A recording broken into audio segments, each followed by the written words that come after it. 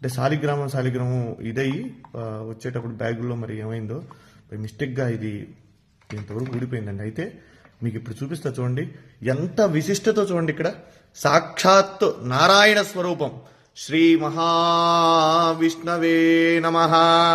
శశంక చక్రం సకిరీట కుండలం సపీత వస్త్రం సరసేరుహే క్షణం సహార వక్షస్థల శోభికౌస్తుభం నమామి విష్ణుం శిరసా చతుర్భుజం.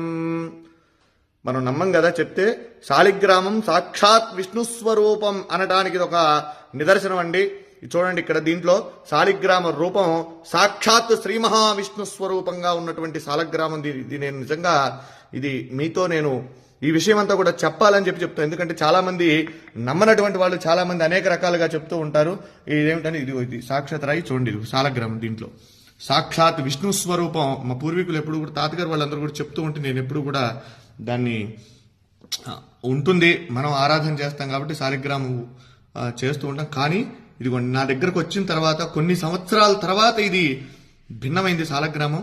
అయితే దాంట్లో సాక్షాత్ నిజంగా ఒళ్ళు గగురు పొడిచినాయండి. ఈ శాలిగ్రామంలో ఉన్నటువంటి శ్రీ మహావిష్ణువుని చూడగానే నాకైతే నిజంగా కళ్ళల్లోంచి నీళ్లు ఆగలేదండి. ఇది మీ అందరికీ కూడా నేను ఎందుకు ఈ వీడియో పెడుతూ ఉన్నానంటే